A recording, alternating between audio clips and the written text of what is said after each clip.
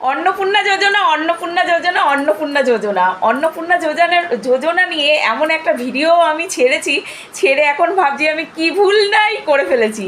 হ্যাঁ, ভুল কথাটা কেন বলছি, যে আমার কমেন্ট বক্সে এমন এমন সব দিদিরা কিন্তু কোনো খারাপ কমেন্ট করছে না, কেননা দিদিরাও সেই ওই একই লাইনে, আমি যেই লাইনে অন্নপূর্ণা পাচ্ছি না কেন, ভোট দিয়েছি পেতেই হবে পেতেই হবে, তেমন কিছু জয় শ্রীরাম দাদা, মানে আমিও জয় শ্রীরাম দাদারা আমাকে এমন এমন কমেন্ট করছে, সত্যি মুখে আনতে খুব খারাপ লাগছে।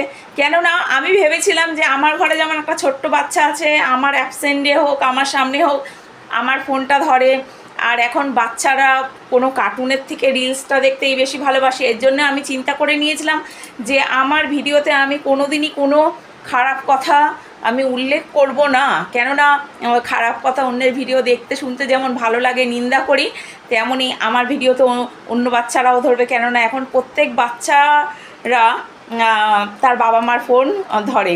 কিন্তু দাদারা এমন এমন কমেন্ট করছে, হ্যাঁ, যে আমি যেই কথাগুলো আমি ছোটোর থেকে জানি যে ওটা খুব খারাপ। তো তোমরাই দেখে এসো আমার কমেন্ট বক্সে কি কি সুন্দর সুন্দর কমেন্ট।